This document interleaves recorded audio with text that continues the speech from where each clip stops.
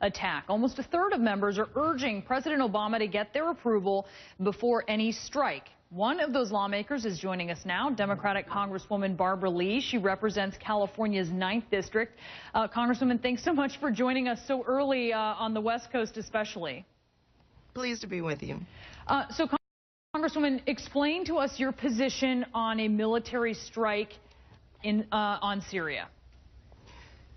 First, let me say that the world cannot stand by and watch the gassing of innocent civilians and children.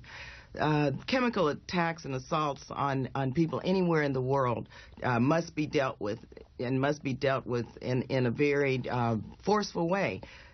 And I'm saying, with regard to the issue around military strikes, that it's very important to recognize that, as the Secretary of State said, that there's no military solution to this, that this requires a negotiated settlement. And what I'm concerned about is that Congress has not had that full debate nor a vote if, in fact, the administration is going to use force. We have to look at what the implications and the unintended consequences could be. What are the ramifications of, unfortunately, the possibility of a regional conflict, a regional war? Will more innocent people get killed? Will chemical attacks continue? And so we have to look at and weigh all of the options before any type of a military attack is taken. And I believe Congress and the American people really should have that information, should debate it, and should cast a vote as to whether or not this is the correct strategy. Some would vote for it, some would vote for against it. But I tell you, the ramifications are grave, and we have to do something, but we have to do it in a way that does not create more chaos and more carnage. And Congresswoman, I think one of the reasons you were a leading voice on this is because in 2001, just a few days after 9/11, you were the only member of Congress to vote against giving President Bush sweeping powers to respond to the 9/11 attacks. This was obviously a very much a moment where I think people look back a few years later and said, you know, when public opinion had changed, they looked at sort of what you said, many more people would say, as a more informed decision than they thought it to be at the time. Now, here we are this much later, and I wonder, though, I want to play devil's advocate with you here. If the U.S. does not act, if President Obama does not make good on his word, what kind of message does that send to other foes of the U.S., like Iran? You know, we have to really recognize that, especially in the Middle East, the region is in chaos. There's civil wars taking place, especially in Syria. And the United States has to exercise its leadership and try to bring together an international coalition to move towards some form of a negotiated settlement. What the signal and I think the communication to the rest of the world should be is that we are going to condemn and hold those accountable who have engaged in this terrible, terrible slaughter. But we're also going to move to try to achieve some semblance of regional stability and lead toward a negotiated settlement, as the Secretary of State said. This is not Afghanistan, Iraq, nor Libya.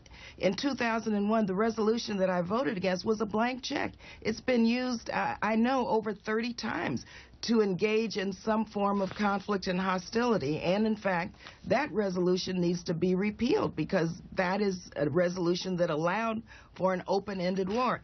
In this instance, the president said that should force be used, it's going to be targeted, it's going to be limited, it's not going to be open-ended.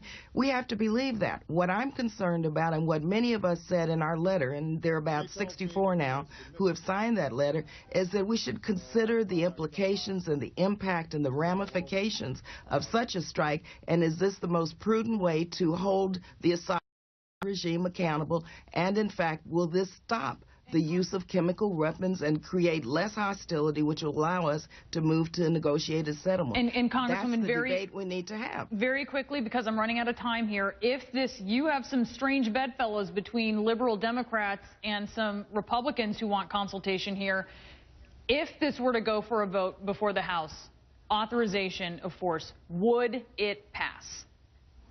That's hard to say, because we have not had a debate. There's bipartisan, at least consideration of wanting to do an analysis, a debate, and understand the full implications. And the American people, I think, really deserve that debate. And so I think there's some bipartisan consensus that there should be a debate and a vote. I'm not sure what that vote would be, but minimally we should really afford the American people the opportunity to know the pros and cons and to really understand that if we take military action, what the ramifications and what the unintended consequences could be, so that the country is prepared. And if the president is moving forward on this, he'll have the backing, of the majority of the American people and the Congress. I think that needs to happen. Congresswoman Barbara Lee, California Democrat, thanks for getting up so early with us. We really appreciate it.